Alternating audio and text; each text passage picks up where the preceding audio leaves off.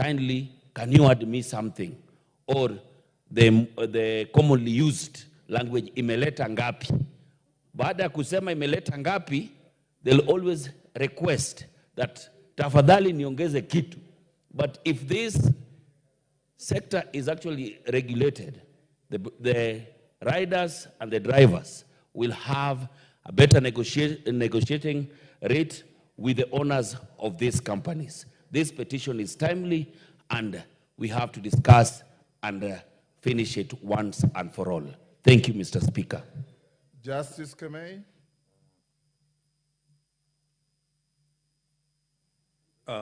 Thank you, Mr. Speaker, for giving me this opportunity to also add my comment on this very vital sector of the economy.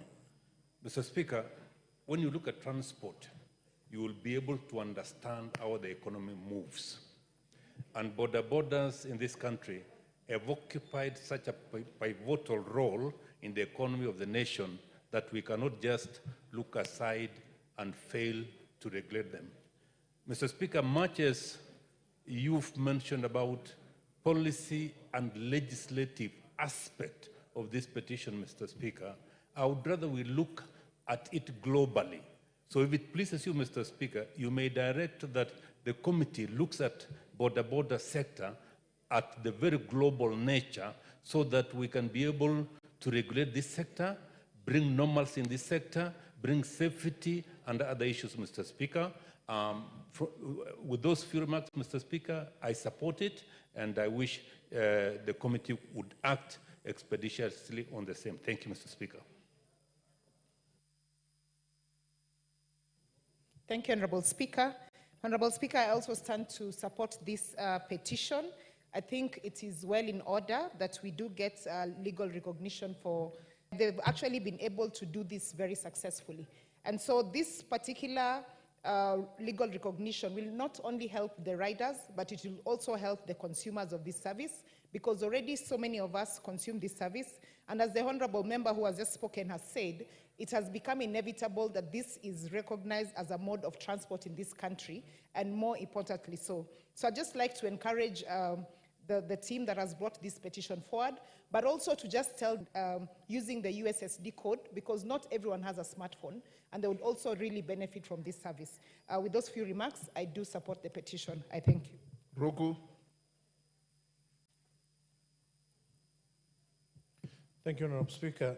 Transport sector is one of very key transport sector which can be able to employ many young people and create many job opportunities, Mr. Speaker.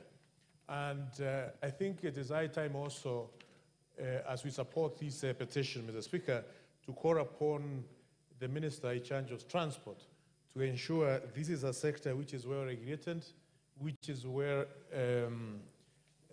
they incentivize so that we can have many investors in this sector. Mr. Speaker, over 50% of the income of the low earning or those who are at the bottom of the pyramid, they spend their income on transport. And that is huge compared to the other 50% will be spent on rent and also food. So it's a huge amount of money which goes to transport from those who are at the bottom of the pyramid, Mr. Speaker. And for that cost to come down, Mr. Speaker, will require proper reorganization of this sector so that more investment can be made in the transport sector, and we can also see the borders and tax drivers are not also making losses when they are doing their day-to-day business. Everyone must be able to survive. Everyone must be able to provide for his family or our family, Mr. Speaker. I think this petition is very timely, but it also calls upon the Minister of Infrastructure and Transport to put more time into looking into organizing and seeing how we can have more investors, reorganizing this sector for everyone who is in that sector to go home happy, making some money, and at the same time, reducing the cost of those who are at the bottom of the pyramid. Thank you, Mr. Speaker. I support. KJ, as KJ comes, I want to acknowledge that 3 of the representatives of the petitioners are in the speaker's gallery. You can see them dressed in reflectors. Thank you. Mr. Speaker, I thank you. And there is no place where the border business has rubber-stamped its influence like in the cities. Take 2 minutes. If you come to Nairobi City, you realize how important the people who are represented by the 3 gentlemen in the gallery are. Mr. Speaker, this petition gives us opportunity for 3 things. 1, organizing this sector into something that enables us to professionalize it. After professionalizing it, Mr. Speaker, we now start moving towards what we were promising when we were on top of cars and in rallies, saying that hii serikali ni ya mtu ya boda. In organizing, when we are making plans going forward, you realize that even our roads do not provide for the safety of the riders because we have constructed roads for motor vehicles without recognition that there is other motorized traffic that is two-wheeled. But finally, Mr. Speaker, there is the issue of technology. But technology must be approached carefully. When we talk about hailing applications, we've got to ask ourselves, how is the share of the proceeds done between the owner who is the proprietor of the technology and the person who has spent the money buying the boda, the person who is riding it, to the extent that we are realizing that if we move in technology that we do not own, we might end up enslaving our people with new technology that we're importing in a drive towards globalization, where we have companies that are not only just masking us with the idea that they are bringing in capital, but the real thing that they are doing is perpetuating an extractive economy, so that everything that we saw during the time of the slave trade, what we saw in colonization, can be perpetuated using technology that we import that we do not own. Let us develop our own technology to enable these people to have a hailing technology that is homegrown, so that all the proceeds, 100%, can remain in the country, Kenya. Thank you very much, Mr. Speaker. Archie. Thank you, Mr. Speaker. Mr. Speaker, I also rise to support and to say that I think Dagoretti North is one of those serious constituencies that has taken into a 24-hour job creation, and mostly the boda. We now even have the electric bodas and Uber. And Mr. Speaker, I know the challenges we face, especially with the police force. And I'm hoping that this petition will come in, not just to look at the digital boda riders, but also to look at the whole sector of boda. That I want to see now us moving and ensuring every boda has a QR code. We have young people who have IDs who are, because it's a serious business, Mr. Speaker. Today, as I speak, I have very many young people who have refused to go to school also, who are just on these bodas. And I'm hoping even as the new police boss comes in, that this is one sector he's going to just create good jobs for our people, because we have people who are taking their children to school through this sector. So I want to really thank those who have brought the petition, and to say I know most of them are in Dagoretti North, and I will support them also, but I want us to support and have a better way of doing this work together. Thank you, Mr. Speaker. Last, Cherorot. Thank you, Mr. Speaker, for giving me this opportunity so that I support the petition on the boda. Mr. Speaker, it is one of the boda actually is one of the means of transport that has really helped our country.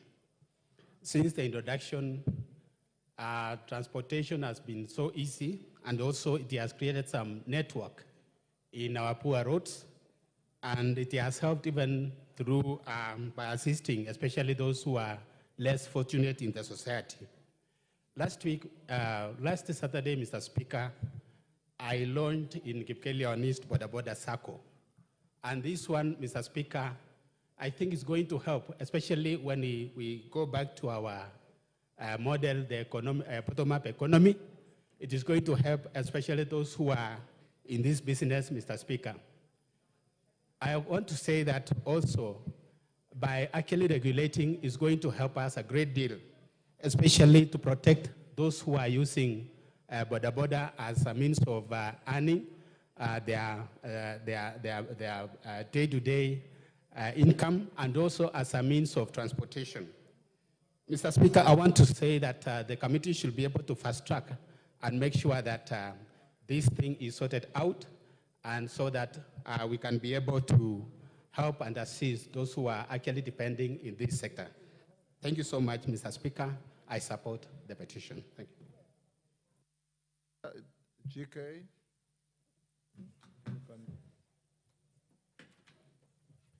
Thank you, Honorable Speaker. It is true that this digital Boda and Drivers Association of Kenya members are facing a myriad of challenges. And the main issue here, Honorable Speaker, is that the platforms that hold this association are quite extractive and parasitic. And these guys work very hard to earn a living like all of us, and should be supported in all ways. Honorable Speaker, as the chair of the Committee on Transport and Infrastructure, we will engage all the stakeholders and avail the necessary registration and support. Honorable Speaker, we will meet this association and other concerned stakeholders and see how we can better this sector. Honorable Speaker, I submit. Thank you. Thank you, GK. Mukunji, you have come late. You're standing up before I even call your name. I'll give you 1 minute. The House starts at 2:30. Thank you, Honorable Speaker. I'm sorry, because I was handling other businesses that involved my constituents. But Honorable Speaker, let me say that I met this gentleman outside in Parliament here. And Honorable Speaker, one of the things I recognized is how disciplined they were while they were bringing their petition in this assembly. And considering our experience with Maandamano, Honorable Speaker, I really commend the young people who are over 1,000 outside here bringing a petition led by their chairman. And Honorable Speaker, they have raised very pertinent issues, among them the issue of how we are treating our digital labor, which, Honorable Speaker, is something that this National Assembly must deal critically to ensure that digital labor is entrenched in our labor laws and they can be able to rely and go to court when they are suppressed. Honorable Speaker, the young gentlemen who I met here have suffered a lot, even from our county governments, because, Honorable Speaker, they are not recognized as boda riders who have spots in this county, Honorable Speaker. There is a need for even county governments to actually ensure that they are able to transact their businesses, ensure that they are not harassed when they come to the city center, and they are able to move and move freely, Honorable Speaker.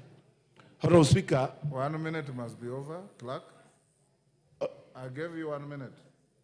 Let me just add a point, Honorable Speaker, okay. Then I sit down. Yes. I would like to call the committee to really check on the fairness of their pay, on how they are able to bring their issues in terms of dispute resolution, because currently the dispute resolution is one-sided, Honorable Speaker, when it comes to solving their problems. The pricing mechanism of what they do is not well defined. So they are actually harassed when they bring issues. The issues of their pension, because these are workers, issues of their health insurance must be well looked at, Honorable Speaker, while the committee is sitting to actually look at this petition. And I call upon also the holders of this digital. Your time is up. Your time is up. You are at liberty to appear before the committee. and present those notes that you are reading so that they can be able to use them as well. Chairman of Transport, I deliberately sidestepped the Committee on Public Petitions to give you this petition so that you can take the opportunity to deal with the chaotic situation in our public transport sector. I expect you to bring a report within 60 days. If earlier, the better.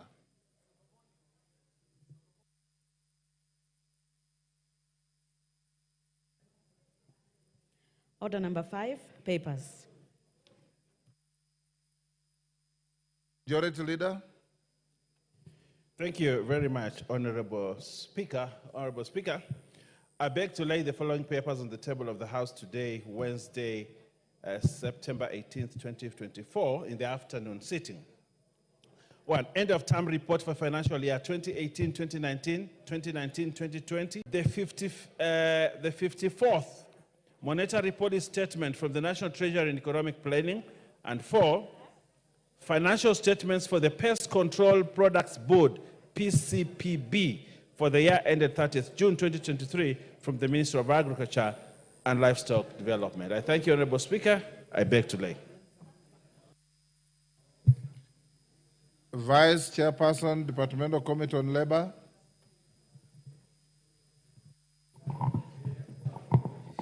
Honorable Speaker, I beg to lay the following paper on the table of the House today, Wednesday, 18 September 2024. Report of the Departmental Committee on Labor on its consideration of the Senate's amendment to the Public Service in Quote Value and Principles Amendment Bill, National Assembly Bill number 46 of 2022. Thank you.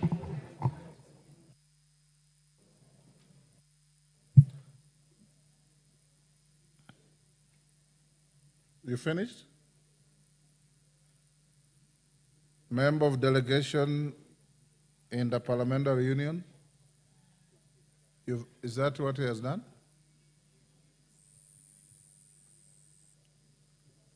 Next order.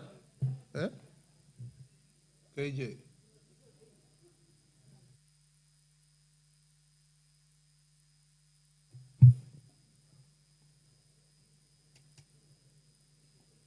KJ, are you supposed to table anything? You've forgotten?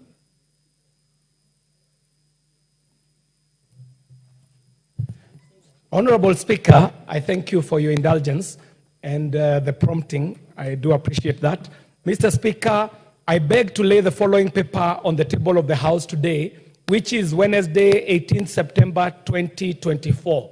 And what I'm seeking to lay, Mr. Speaker, is a report of the 148th Assembly of the Interparliamentary Union and the related meetings held in Geneva, Switzerland from 23rd to 27th of March 2024. Mr. Speaker, for information, the Interparliamentary Union is a parliament that brings together 186 parliaments. It is also known as the Parliament of Parliaments, and the Kenyan delegation did attend the said meeting, and it is that paper that I do beg to lay this afternoon on the floor of the House. Thank you very much, Mr. Speaker. Honorable KJ, and those who lay papers, it cannot be an excuse for making a speech. You just lay the paper on the table and we end there. If it will have an opportunity to be debated, then you can say what you are saying. Next order. Order number 6, notices of motion. Kiarie. Mr. Speaker, I do wish to give a notice of motion. To give notice is not a wish. Mr. Speaker, I beg to give notice of the following motion. Very good. That this House notes the report of the 148th Assembly of the Interparliamentary Union and the related meetings held in Geneva, Switzerland from the 23rd to the 27th of March, which I now lay on the table of the House this afternoon, Wednesday, 18th September 2024. I thank you, Mr. Speaker. Thank you, KJ. Next order. Order number 7, questions and statements.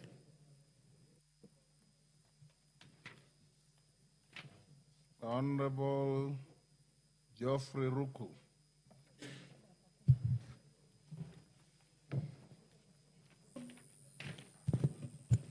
Thank you, Mr. Speaker.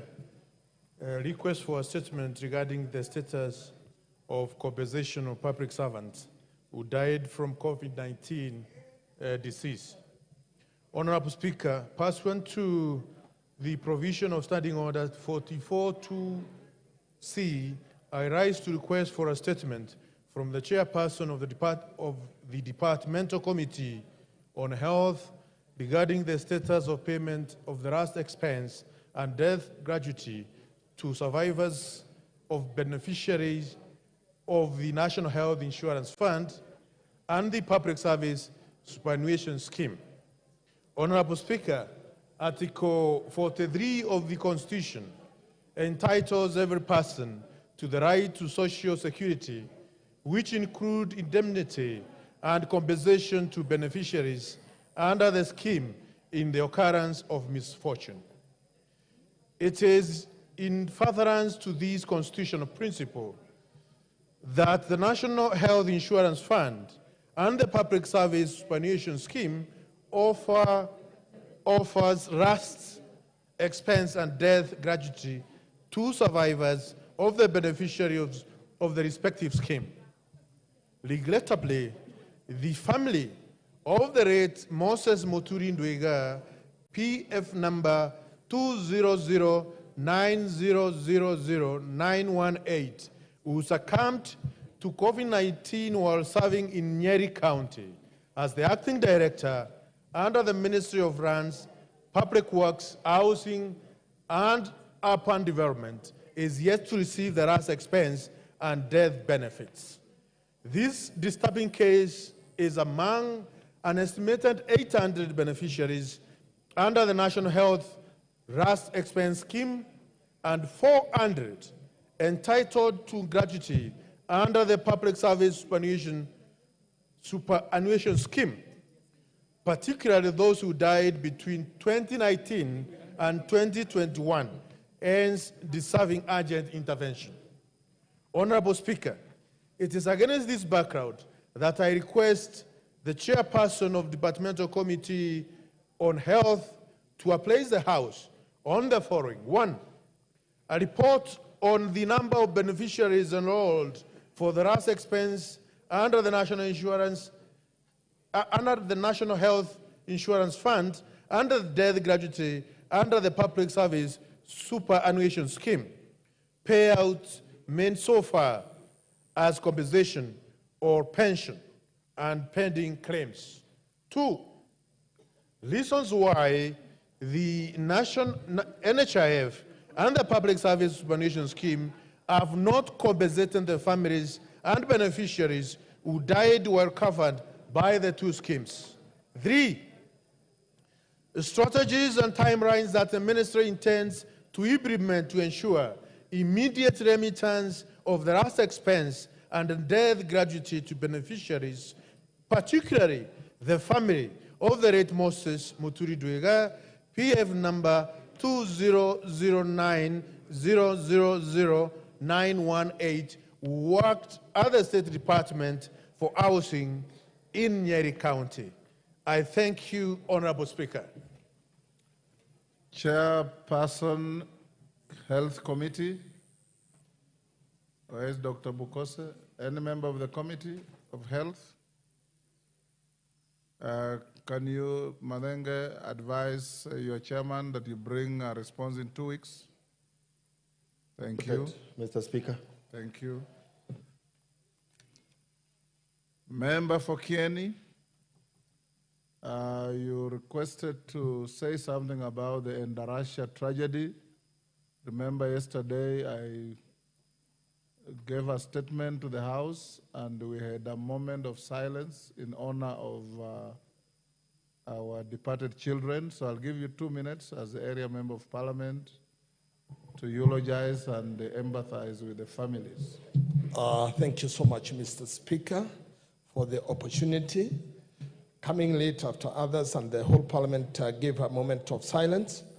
But I want to say that it was a very tragic moment for us in Kieni, where we lost 21 students, 19 in the fire inferno, 2 in hospital, and still 3 are hospitalized in various hospitals in this country.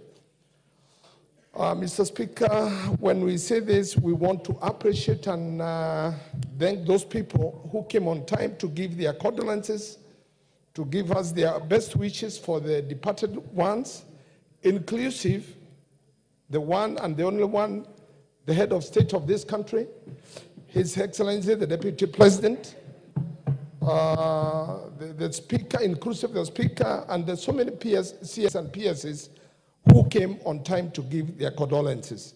In this time, I want to also appreciate that the government presence in the whole of this tragedy was really notable. They came on time, and we all thank the many other people who gave their condolences in the country and beyond and other countries of the world.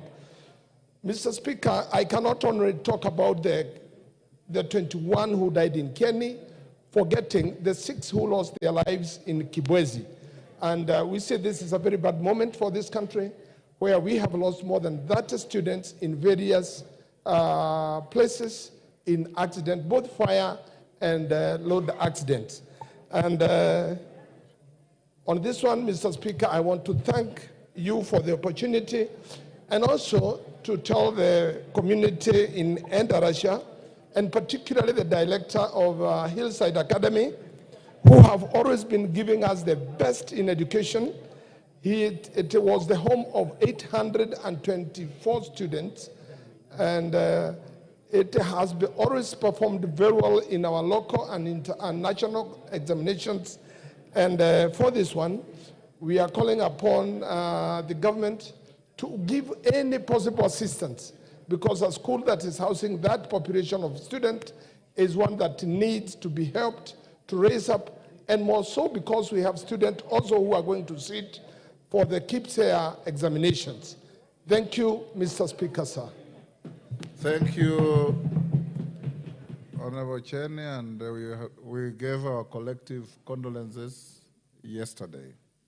Honorable members, allow me to acknowledge the following institutions in the public gallery: Our Lady of Lourdes Girls High School, Kieni, Nyeri; Ikatini Secondary School from Masinga, Machakos; Kagonge Boys High School from Runyenjes, Embu; Inoro Girls Secondary School from Laikipia East, Laikipia; Chebwai SDS School from Malava, Kakamega.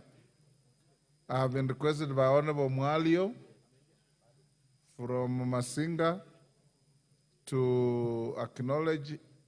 You can acknowledge your school and all other schools on behalf of the House. Thank you, Mr. Speaker. I want to take this opportunity to welcome all the students and the teachers who have been able to visit Parliament and watch and learn the proceedings of this House. I want to tell you that you are most welcome, and particularly I want to welcome my school, Ekatini Secondary School, which is one of my best schools in the constituency and has benefited a lot from the NGCDF projects. So I would like you to watch and see how business is conducted in this House, so that you learn as in future you are the leaders, you might be able to even to find yourself in this House in the future. So you are most welcome to see how we debate and how we tackle things in an orderly manner. Thank you very much, Mr. Speaker. God bless you. Thank you. On behalf of the House of Parliament and my own behalf, I welcome all those schools to the House of Parliament. John Carrier. Mr. Speaker, this would be of interest to all the members in the House today, and I do stand to give a statement regarding the Presidential Digital Talent Program, the PDTP Cohort 9. Honorable Speaker, the ICT Authority is in the process of recruiting 400 ICT interns to cohort 9 of the Presidential Digital Talent Program, the PDTP, under the Ministry of Information, Communication, and the Digital Economy. The Presidential Digital Talent Program was launched in 2015 as a public-private partnership program to actualize the government's commitment to the leverage of ICT to enhance citizen service delivery. The key components of the program are skills development, on-job coaching, mentorship, training, certification, and ICT innovations. Interns recruited to the program undertake a 12-month internship program whose objective is to develop ICT high-end skills in recent graduates, offer a platform for structured training, coaching, mentoring, and promote ICT innovation and solutions development. Finally, Honorable Speaker, the ICT Authority opened the online recruitment portal of Cohort 9 ICT interns on the 27th. And Mr. Speaker, kindly, I can't even hear myself. There's some very high consultation. I'm having members who are consulting. Thank you, Mr. Speaker, for your protection. Honorable Speaker, the ICT Authority opened the online recruitment portal of Cohort 9 ICT interns on the 27th of August 2024 and set to, tomorrow, Thursday 16th September 2024, as the deadline for submission of applications. In appreciation of the need to net as many budding tech-savvy youth as possible from across the constituencies, the committee, our Committee of Communication, Information and Innovation, approached the ministry to extend the deadline from the initial deadline that was Monday yesterday.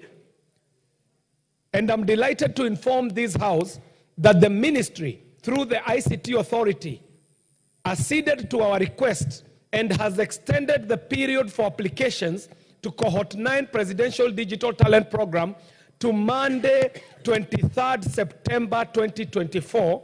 And I therefore urge all members of Parliament to circulate the information to their respective constituents and encourage the qualified candidates to take advantage of the extension period to apply so that they can join this most amazing program of the Presidential Digital Talent Program, PDTP.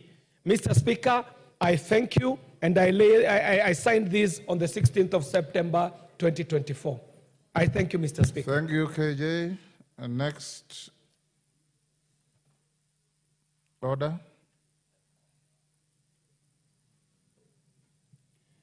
Order number 8, special motion, consideration of a nominee for appointment as the Inspector General of the National Police Service. Resumption of debate.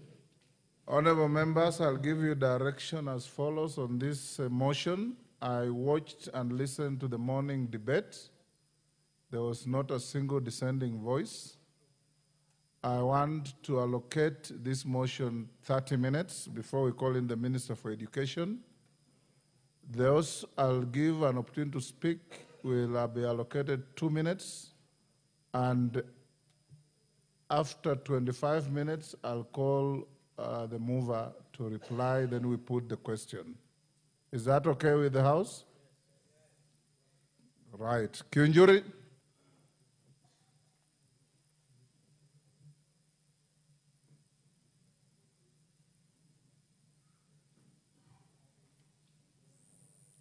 Thank you, Mr. Speaker. Mr. Speaker, I really want to join other members who spoke in the morning and support the nomination of the Inspector General nominee, Douglas Kalanja, whom all of us have described as a man of integrity.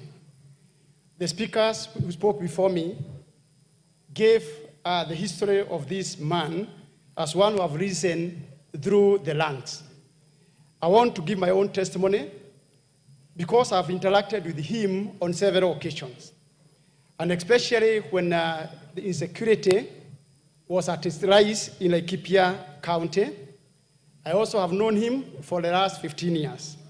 I want to testify that he's a man who is gracious enough to even allow a conversation, give advice as an elderly citizen of the Republic of Kenya.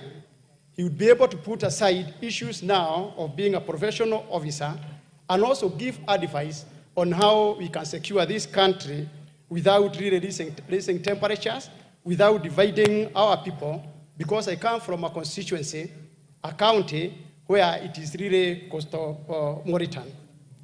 Mr. Speaker, on the issue of the nominee that we are discussing today, he's known not to be antagonistic. He's not antagonistic, Mr. Speaker. He's a calm, disciplined officer whom, even if he interacts with other officers in all lands, they will tell you that he has a listening ear, which is really one of the attributes of a leader, and is also essential for a person who is going to take over as the next Inspector General of Police. Mr. Speaker, I would like to encourage other members that for the first time, we have seen all of us coming up unanimously, the same way we came up, discussed the professionalism of the Attorney General, where we are agreeing that it's not where you come from, but being a Kenyan and merit is supposed to be the first thing that we consider. I support, Mr. Speaker. Mburi.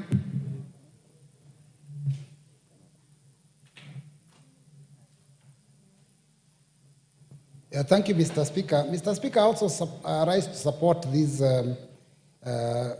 committee's report. And I note that this position requires a very sober individual who's qualified, experienced, and understands the rule of law and democracy. In fact, one of the things I think they need to understand is the independence and interdependence of the three arms of government. The legislature, which makes the laws, the judiciary, which interprets the law, and then the executive, which enforces the laws through the police. Mr. Speaker, as this new Inspector General takes up office, I want to advise that he make sure that he respects the rule of law, respect the judiciary, make sure that if there are any court summons, you respect them. Because if in that office you don't respect the courts, then Kenyans may also start disrespecting the courts. And when that happens, that becomes anarchy. The second issue, Mr. Speaker, is that the new Inspector General must also respect other arms of government. For example, Parliament. We have seen in the past where Inspector Generals arbitrarily withdraw security of members of Parliament. We've seen recently one withdrew the security of a judicial officer, not understanding that the nature of the job that we do requires for us to have that security because it is also sensitive. And finally, make sure that this thing of gangland abductions and killings of Kenyans stops once and for all, because this has been a story we have sung, a song we have sung for a long time. We have had Inspector Generals come and go, and we still continue killing our Kenyans. As we are talking now here, there are still Kenyans that are missing, Mr. Speaker. It is important that when he takes up office, he gets to the bottom of what is happening to those Kenyans that are lost since that time when our youth came out to demonstrate and ask for better governance. Thank you, Mr. Speaker. Buri. Asante Bwana Spika kunipa nafasi hii. Yangu ni kusupport committee ambaye iliyotekeleza haya mambo kwa sababu Mr. Kanja ni mtu tunamuelewa sisi wa Kenya. Mr. Kanja ukiangalia wakati alikuwa kwa GSU, yeye mwenyewe ndiye alikuwa anazuia upande wa Meru, Tigania West, Igembe Central, Igembe North wakati wa vita ya ng'ombe. Na yeye ni mtu ambaye ukimpigia simu wakati wowote hata kama na namba yako hanaichukua. Langu ni moja pekee yake, ni kusema kwamba katika kitengo wa polisi watu wengi wanahangaika. Ukiingia wasaizi kwa nyumba ya polisi wawili wanasia nyumba moja na ni room moja na wako na familia. Najua eti ya kwamba Kanja tukimweka akiweka ndani wasaizi, akiingia pale Kanja ataweza kuinua polisi. Ingine ni hii. Kule kwetu nyumbani ama kwa hawa nyumba unaona hapa hivi. Nyumbani kule kuna muzaa ya kutosha na pombe ya kutosha. Pale polisi wale walioko pale wasaizi wakisika pombe hawapeleki polisi, hawapeleki kotini. ile inabaki pale police station, wale ambaye amesikwa eti ya kwamba yeye mwenyewe apeleke mahali popote. Ndipo tutasema kwamba Kanja akipata hii ya kwamba atatimisha ile wajibu. Ingine hii Kanja tutasema kwamba sio mtu wa Mount Kenya. Kanja ni Mkenya, Kanja ni Mjaluo, Kanja ni Mluya, Kanja ni Mkamba, Kanja ni Mmeru. Ya kwamba sio kusema kwamba tukimpa Kanja atakuwa akisema mambo mlima. Hakuna mambo mlima kwa Kanja. Kanja atakuwa ni Mkenya mzalendo ambaye anapenda kila mtu. Asante Bwana Spika kwa kunipa nafasi hii. Madenge. Thank you, Mr. Speaker. I rise to add my voice to the support of Douglas Kaja's appointment as the Inspector General of Police. Douglas Kaja comes as a very, very experienced Kenyan in this position. Mr. Speaker, I want to add my voice to the expectations that Kenyans have on the nominee for the position of Inspector General. The number one, President William Ruto, in his wisdom, gave the Inspector General of Police functional autonomy and also financial autonomy. We expect that the welfare of our policemen will be at the forefront of Mr. Kaja's initiatives in reforming the police into a police service. Mr. Speaker, more importantly, is that this House has played its role in ensuring that it is the House that has the final say on the appointment of the nominee, Mr. Speaker. And therefore, the claim by certain quarters that they are the people pushing Douglas Kaja's appointment must be put to rest by the House, Mr. Speaker. I wish Mr. Kaja well as he's cleared by, even when he's cleared by this House, but he must know that we have a lot of expectation on him to really meet the desires and the wishes of Kenyans in as far as the police service is concerned. Thank you, Mr. Speaker. I support. Lagdera. Member for Lagdera, Abdikadir.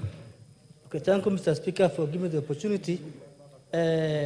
I rise to support the nomination of Mr. Kanja to be the IG of National Police Service. Mr. Speaker, I have interacted with Mr. Kanja several times on security issues in the constituency, and he has been very responsive. This is a gentleman who will call at 10 p.m. and he will pick your call, and he will listen to you, and he will help you in case of any problems.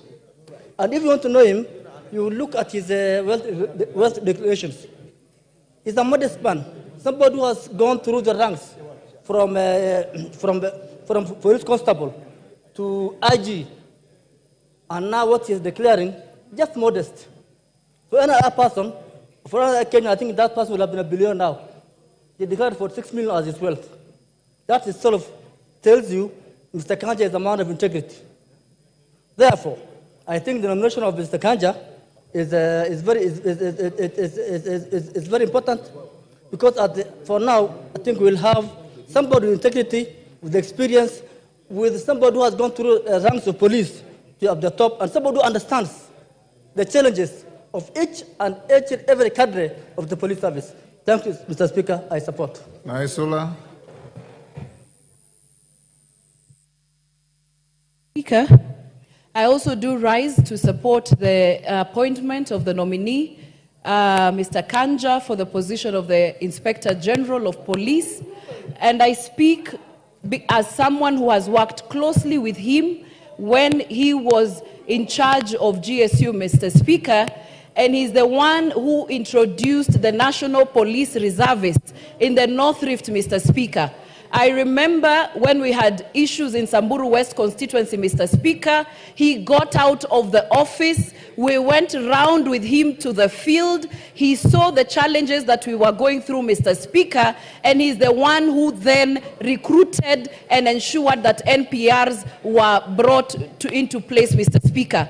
We need an Inspector General, Mr. Speaker, who will get out of those air-conditioned offices and go to the ground and go and see what is going on. And I can attest that Mr. Kanja is one such gentleman who listens to issues raised by members of parliament from experience, and I have no doubt in my mind that he's going to deliver. And we need to ensure that we pass him very quickly so that the acting IG can be relieved of his services, because we're not very happy with what he's doing in the country, Mr. Speaker.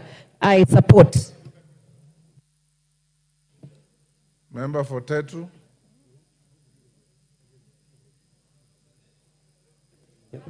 Thank you, Mr. Speaker, for the opportunity.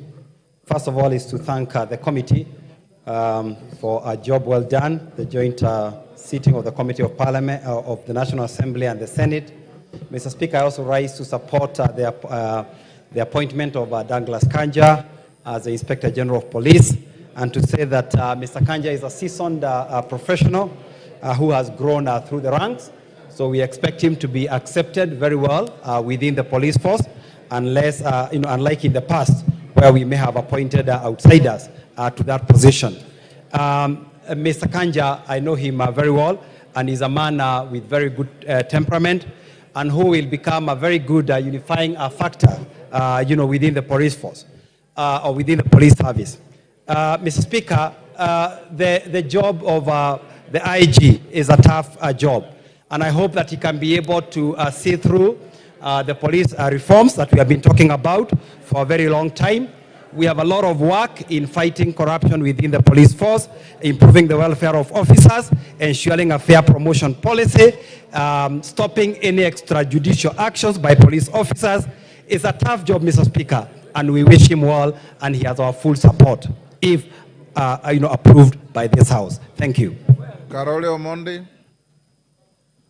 are you keyed in for this?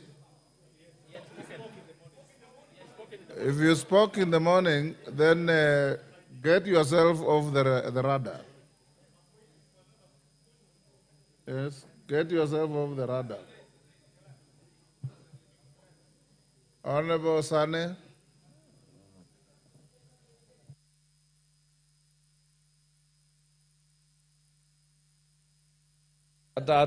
Thank you, Mr. Speaker, for giving me the opportunity. I want to join my colleagues in giving compliments and support to the nominee for IG. The IG has come through the ranks out of merit. He has all the aptitude, the skills, and the qualifications so required for the duty he is supposed to take over. He is a very humble officer, one who has good listenership. The few moments I've had with him were quite interesting. He was able to listen to me and take me through what should be done. He has helped me in several occasions, having come from an insecurity-prone area.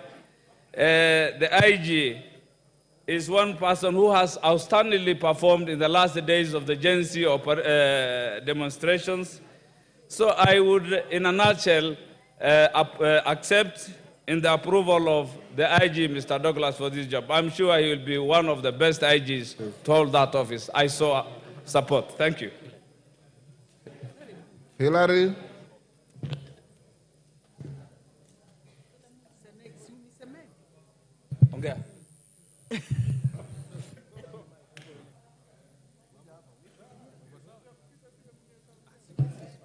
Thank you, Mr. Speaker. I join all the members who have spoken before me to support the report, the joint report of the Senate and the National Assembly under the able leadership of our chair, the Honorable Gabriel Tongoyo. Mr. Speaker, a lot has been said about Mr. Douglas Kanja, and everything that has been attested by members is true. But Mr. Speaker, while we praise and demand of Kanja to do reforms in the police service, to take care of his juniors, Mr. Speaker, it is the honors of this House to make sure that we also avail resources to enable his office to achieve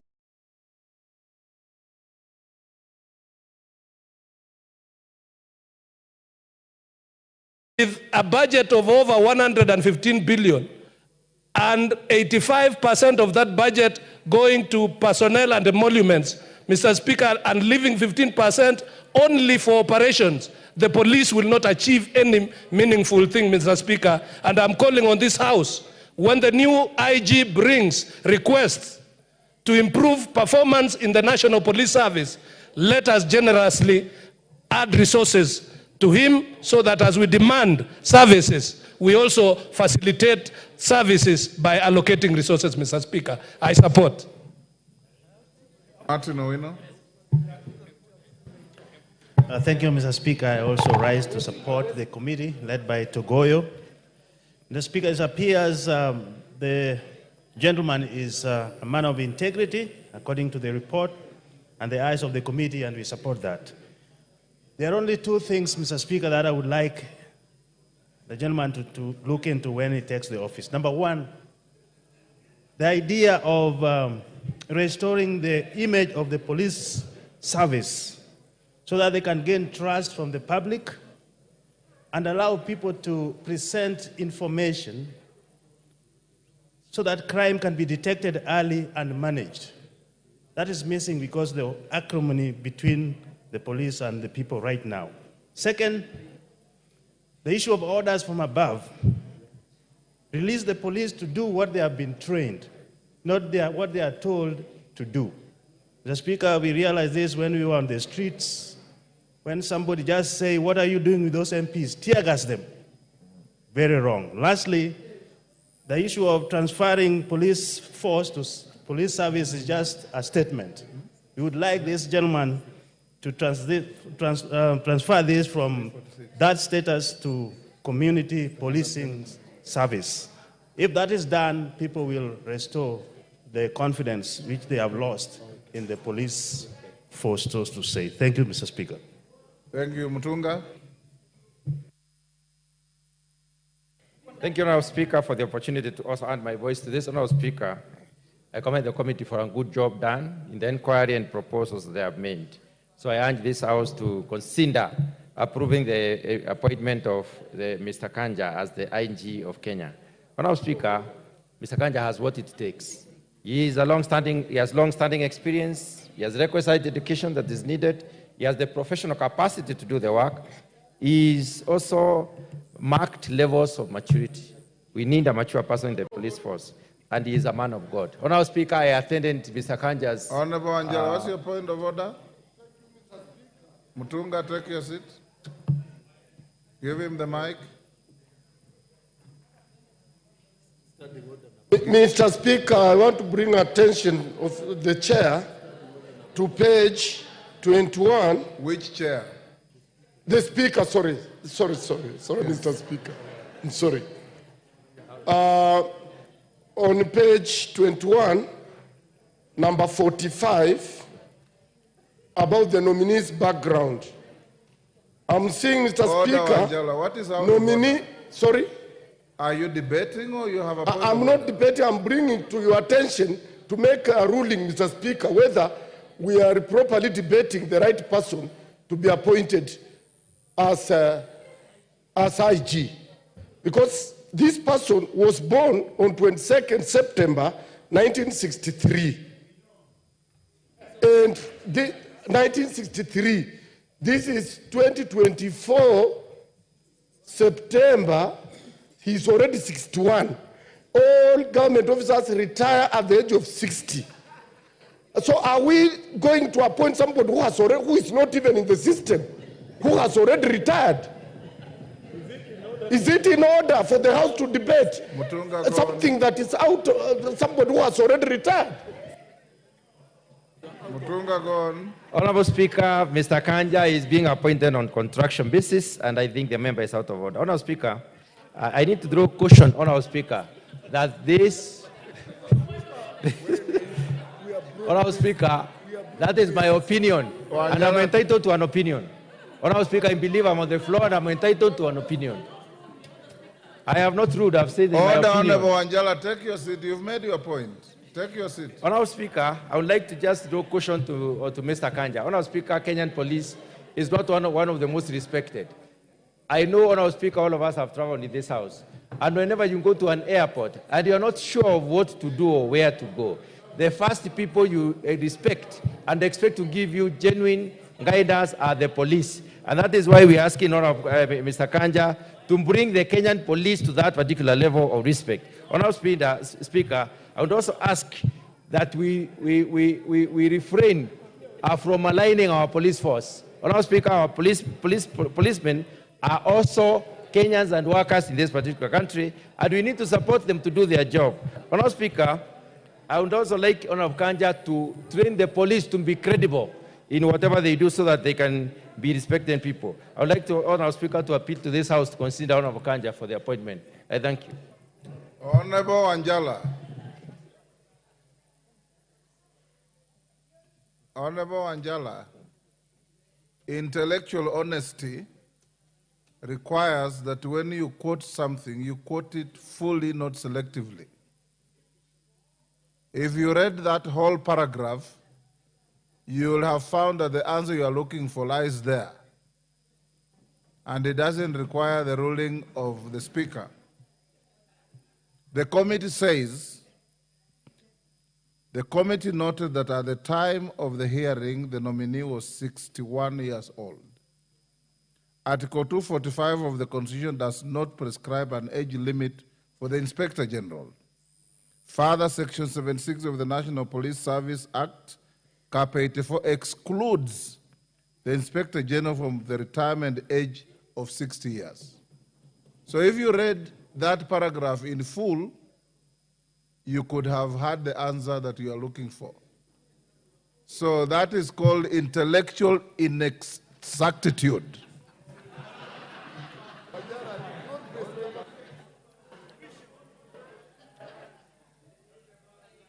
I'll give to McClap. Thank you, Mr. Speaker. I think the problem of my good brother is Wanjala is not always available on time, because this matter was debated in the morning and concluded. Don't debate Wanjala, debate the motion. Thank you, Mr. Speaker. Thank you, Mr. Speaker. Number one is that the committee chaired by Honorable Tongoyo did a very good job in a very systematic and summarized manner for everyone to be able to debate on this matter. So I want to congratulate the committee for doing a good job. Secondly, Mr. Speaker, you know I come from a region, the North Rift, where banditry has been a problem. When I came to Parliament, Mr. Speaker, I asked whom do I go and see in the police force, in the police service, who can assist my people. Mr. Speaker, I was told of one Douglas Kanja. And when reaching his office, Mr. Speaker, I got a first-class treatment that I have never been given a treatment like that by police. The treatment was, this gentleman walked out to his office to come and meet me and took me inside. That is a very humble police person in the country, Mr. Speaker. Number two, the fact that President Kibaki saw an opportunity, equality in him. He gave him OGW.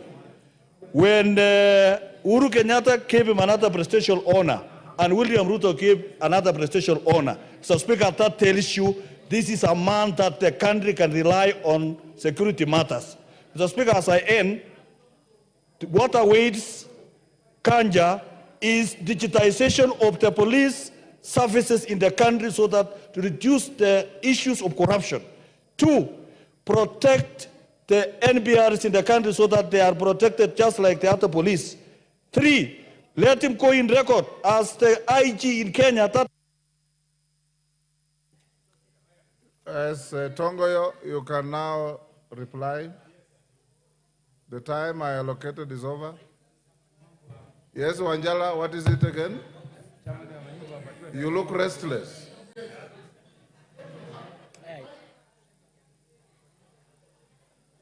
Please, Mike. Thank you, Mr. Speaker. Mr. Speaker, recently this country was going almost to a revolution. And one of the issues, Gen Zs said, they don't want people holding those offices, government, civil servant offices, who are above 60 years. Order, Angela. This House operates on the basis of the Constitution. Order. Honorable Angela, you're out of order. Tongoyo.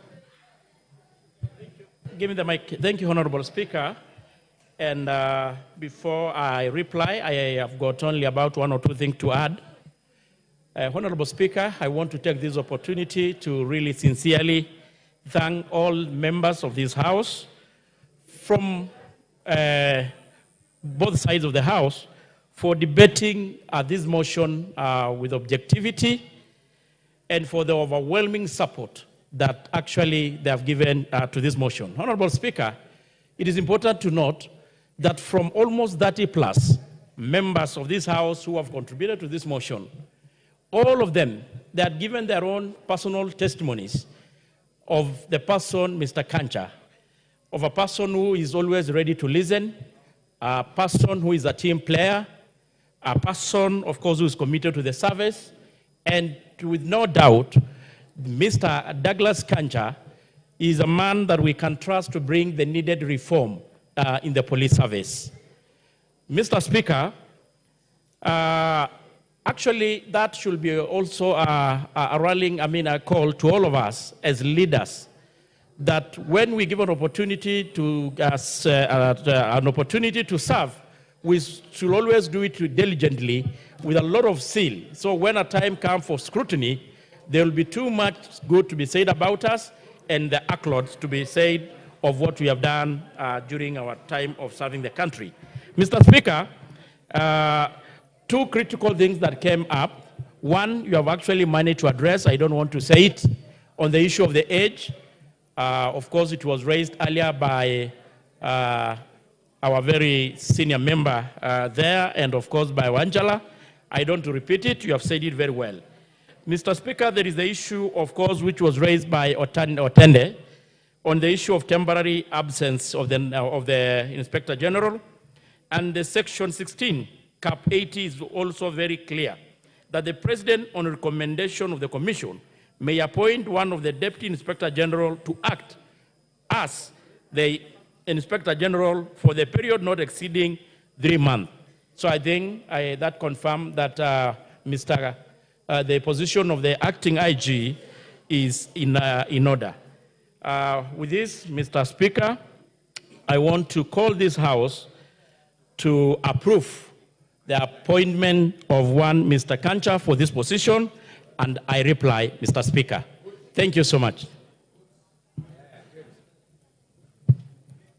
Order, honorable members. Order, Kagusha. Take your seat.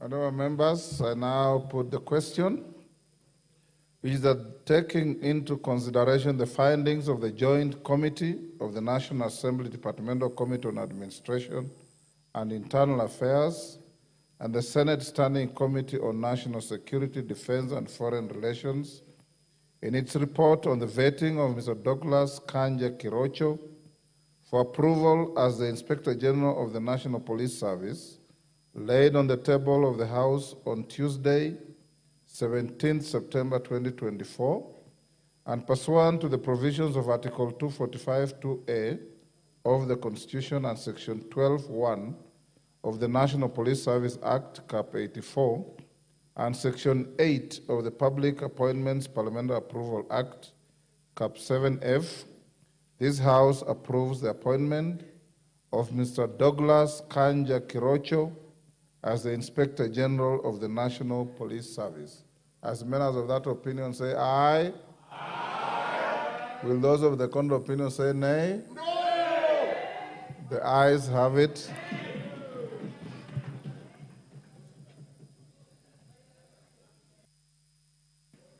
Honorable members, we'll go back to order number 7, where today we have the Minister for Education in the House, Mr. Ogamba. So CS, it's now your opportunity to respond to issues that you must be fully familiar with.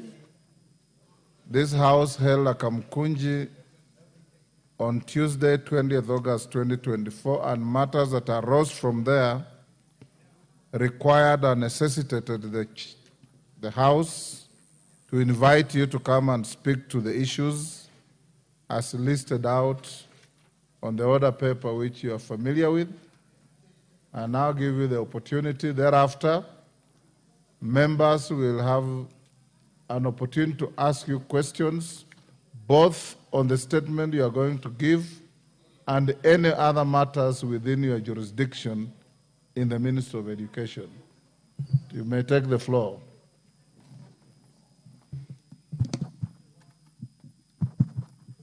Thank you, Mr. Speaker. Thank you, honorable members. Mr. Speaker, may I take this opportunity before I start to introduce the team that I'm accompanied with for purposes of record.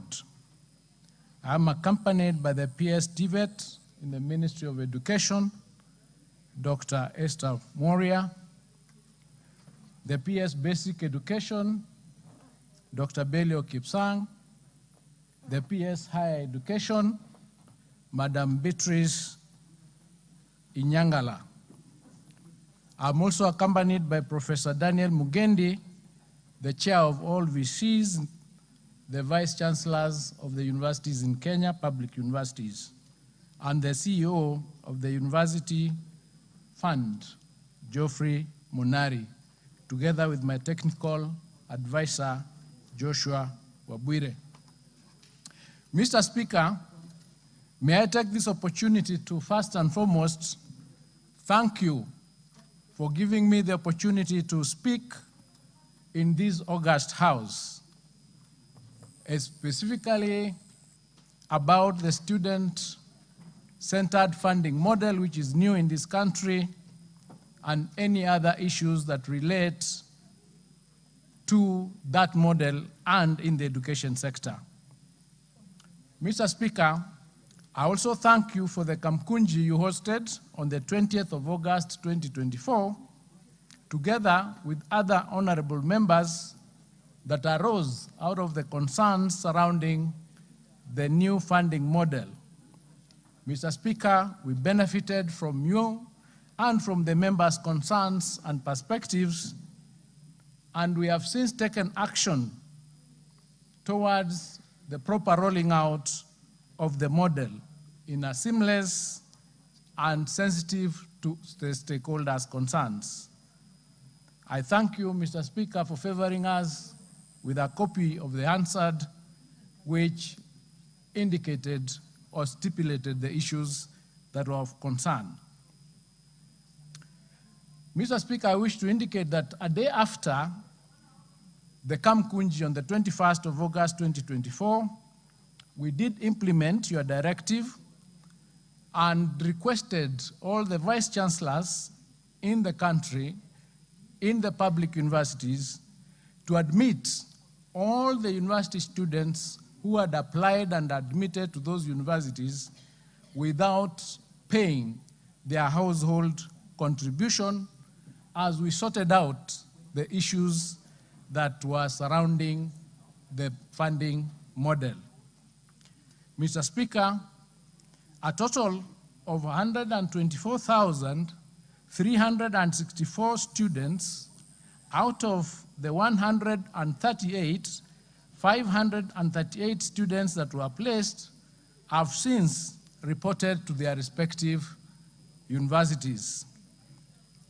Mr. Speaker, I'm happy to note that the number of students who have since paid their household contribution out of the 124 plus students are 75,000, which is almost above 60%. Mr. Speaker, the first question that we need to address, or we are requested to respond to, relates to us expounding on the application of the funding model for public universities and TVETs, including the criteria for ensuring that the analysis and categorization of beneficiaries into the 5 bands does not disadvantage the very needy students that it is supposed to support. Mr. Speaker, and as honorable members are aware, The student-centered funding model was launched by His Excellency, the President, in May 2023. It was first applied in the 2023-2024 academic year, and it is now in its second year of implementation. Mr. Speaker, the model was introduced on the recommendation of the Presidential Working Party on education reform that was set up and that concluded its report last year. The model is designed, Mr. Speaker, to provide funding to students based on their level of need. This was targeted at achieving equity and inclusivity to enhance access to higher education, regardless of one's socioeconomic background. Mr. Speaker, once a student is placed to a university by the Kenya University Central Placement Service, they lodge an application for funding through the Higher Education Portal. Students placed in public universities can apply for both scholarships and loans, and students placed on private universities are eligible only for loans. The student-centered model, Mr. Speaker, has 5 bands, and these are set out based on the household income groups and the level of need. The household income groups represent broad household weighted income brackets that are as follows. Band number 1 is the group whose household income is below 5,995 shillings per month. Band number 2 falls on households whose income per month is between 5,995 and 70,000 shillings.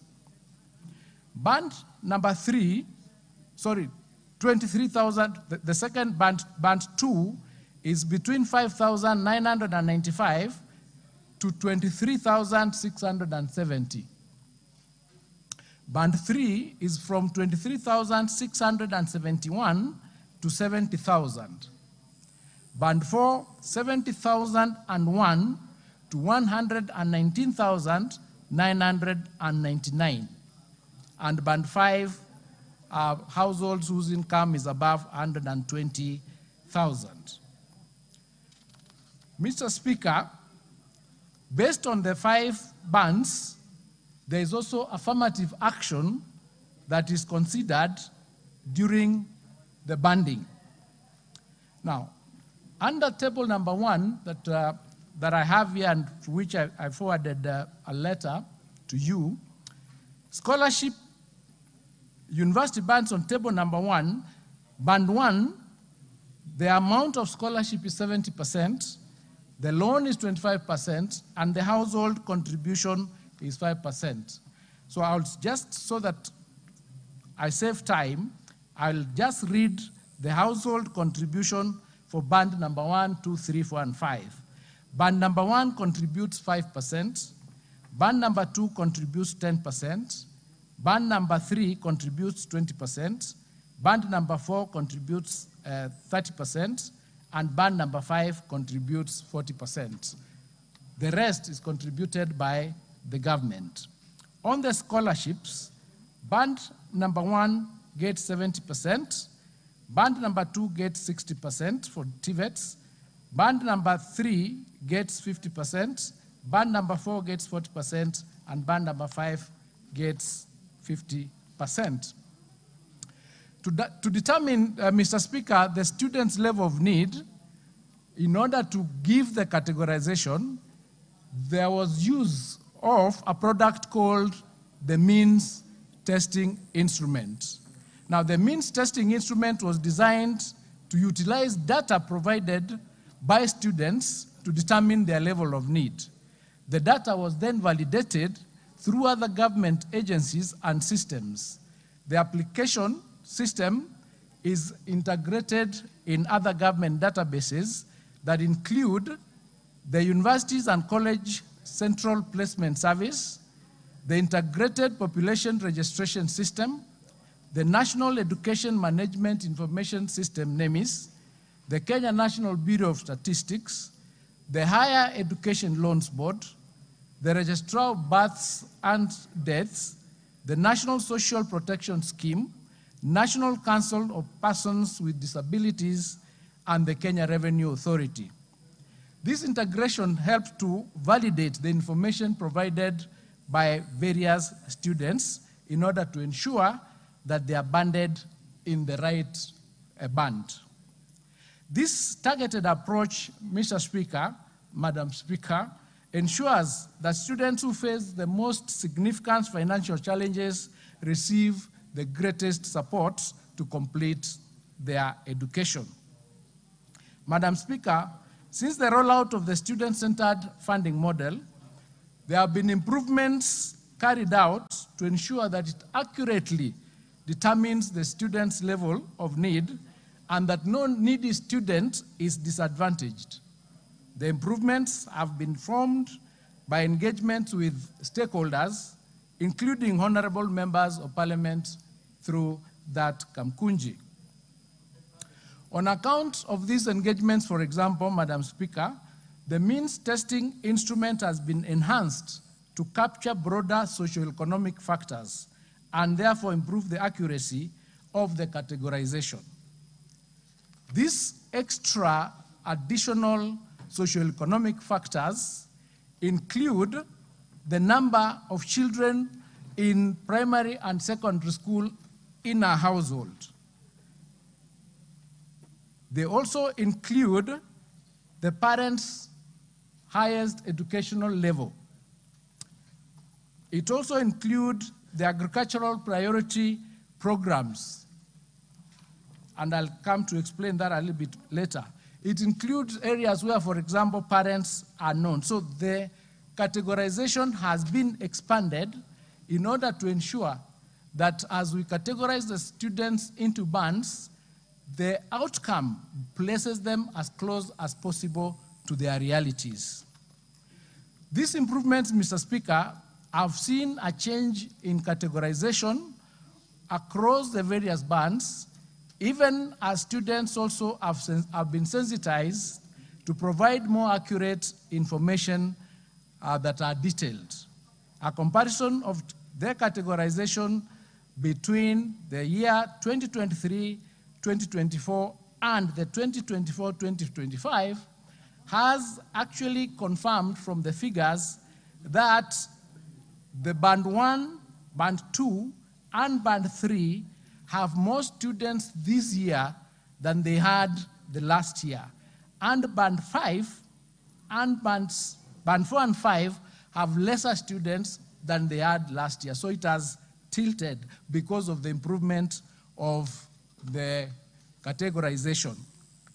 The other mechanisms that have also been placed in place ensure that the very needy students are not disadvantaged is the appeals mechanism. We came up with an appeals mechanism that allows students to get into the appeals portal, and if their circumstances have changed, they would put in the new information and they would then be recategorized. This is because we acknowledge that financial circumstances of students and parents do change, and therefore, once they change, the student banding also changes. For example, if a parent has lost a job, the student would go into the portal and indicate that although my father or mother was working last year, they are not working this year and I do not have the income we had last year, so it has shifted and therefore their circumstances have changed. We have also noted and acknowledged that internet access and connectivity has various disadvantages to various students, and students who come from poor backgrounds may not have access to the internet. To cure this, we have set up desks in each and every university from the university funding team so that the students can be assisted to put in their data in the universities where they've been admitted to, so that they are not disadvantaged. Mr. Speaker, the second question requires us to set measures that were put in place to simplify the model and enlighten the general public about it. As you rightly noted during the Kamkunji, the public was not well informed about the student-centered funding model, and we agreed with you that we need to put more energy in communication to the public. In this regard, Mr. Speaker, we've taken a number of measures, and firstly, we've noted the salient concern that has been raised by stakeholders, especially the students themselves, on their involvement in decision-making around the funding model. In this regard, His Excellency the President has constituted the National Working Committee on Review of the new University Education Funding Model to refine the funding model in order to optimize its functioning. The Gazette notice has been released and it is attached, and this is part of the broader effort to ensure that stakeholders understand the model and they contribute to enhancing it. The other measures that we've taken, Mr. Speaker, include public sensitization. We've rolled out a number of public sensitization campaigns across the country through the radio, the print media, public forums, etc., etc. We have also gone into digital resource for easy access, where, as a ministry, we have invested in digital resources to simplify access through the funding model that is in the portal. We have also done stakeholder engagement and collaboration. We've rolled out YouTube demonstrations and social media campaigns where demonstrations are given step by step on how to apply for scholarships and to apply for loans under this funding model. We've also done social media campaigns through Facebook, Twitter, and Instagram, including short video clips showing answers to the frequently asked questions. Mr. Speaker, we have also included simplification application process through automation, where we've stipulated the various steps on how an applicant can check their eligibility and submit their documents online. We have also created, Mr. Speaker, helplines where we have continuous feedback so that we can respond to them. They're on 24/7 basis so that we can be able to respond to the challenges or the questions and concerns that the students have. We have done regional outreach, both on sites and off sites, through Oduma centers and other support systems. We've done timely updates and transparent disbursements of the amounts that are due to the students. And Mr. Speaker, we will continue to engage the public and continue discussing with them and informing them how this model works so that the public are informed. Mr. Speaker, the third question requires us to provide the approximate cost of education of an individual from the basic education level to the tertiary level. Mr. Speaker, the cost of an individual student from basic to tertiary levels depends on a number of variables, such as whether the learner has special needs, the type of schools attended, whether it's a day school or a boarding school, the gender, and the type of tertiary education received. That's whether it is through TVET or university. The current rates, Mr. Speaker, for capitation are as follows. For primary, we have 1,420 per learner per year. For secondary, that is junior school, we have 15,042 per learner per year, and for secondary, we have 22,244 per learner per year. Mr. Speaker, these rates were considered by the Presidential Working Party on Education Reforms, and they recommended that the rates be revised to reflect the actual costs of education. Therefore, the figures provided above are the ones, the figures that I'm going to read below are the ones that were recommended by the Working Party. For pre-primary, it was recommended that the figure be enhanced to 5,384 per year for lunch and 1,170 per year for tuition. That brings the cost per year to about 18,828 for PP1 and PP2. But if the learner has special needs, the figure increases to 19,636. For primary school, the figure that has been recommended is 2,238 per year for tuition and 5,384 for lunch. The total cost, therefore, per learner in a regular day primary school for 6 years is 45,732. In boarding schools, the cost increases because of the cost of dinner, that is 5,594, resulting in 79,296 shillings per year. If the learner has special needs, this figure increases, and the total is 101.40 shillings for the entire primary school period. For junior school, the annual cost of tuition in regular school is estimated at 15,043 per learner. The cost for lunch is 5,384. This totals 61,281 for the 3 years in a regular day junior school. If the learner has special needs, you add 10,000, it goes up by 10,000, and therefore goes to 91,281 per year.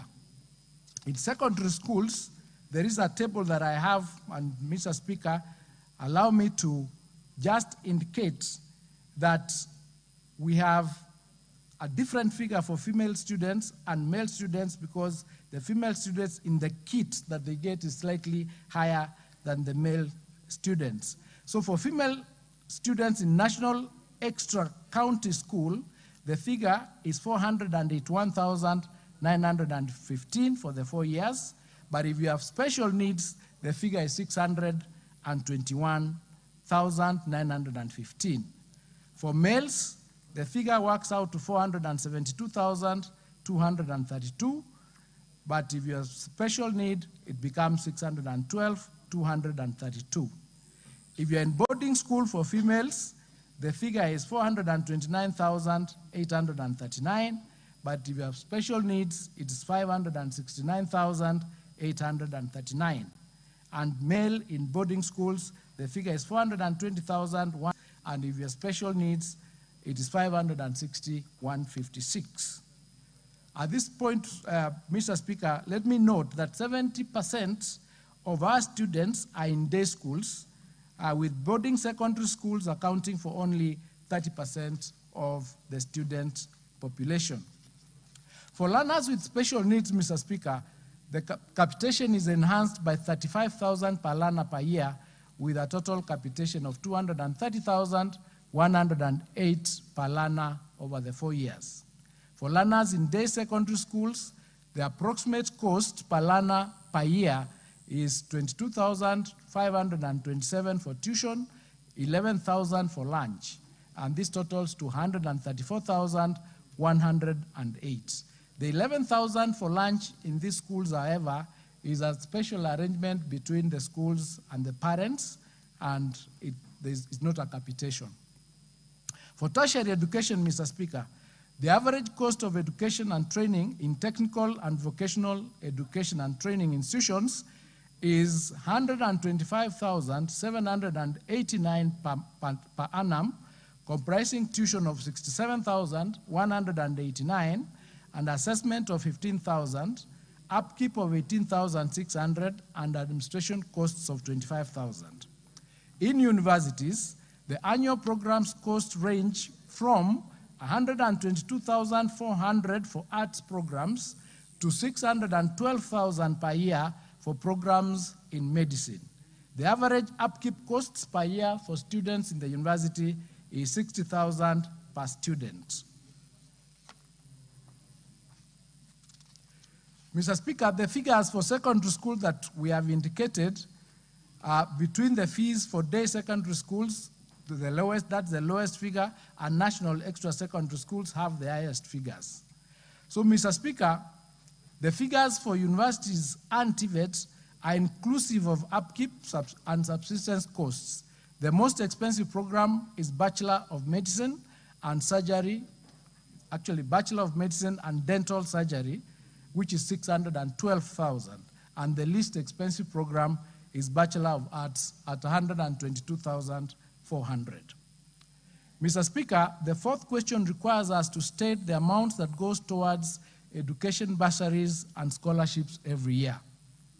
I wish to clarify, Mr. Speaker, that the government is required to provide capitation to public basic education institutions every year at the approved rate of 1,420 per learner per year in primary schools, 15,042 per learner per year in junior school, and 22,244 per learner per year in secondary school.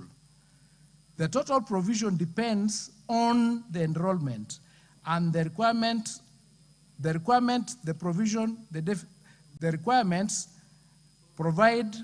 have been provided has a deficit over the last 3 financial years, and I have a table there to show, for instance, in the financial year 2022 to 2023, the requirement was 11,815 million. But what was budgeted was 11,800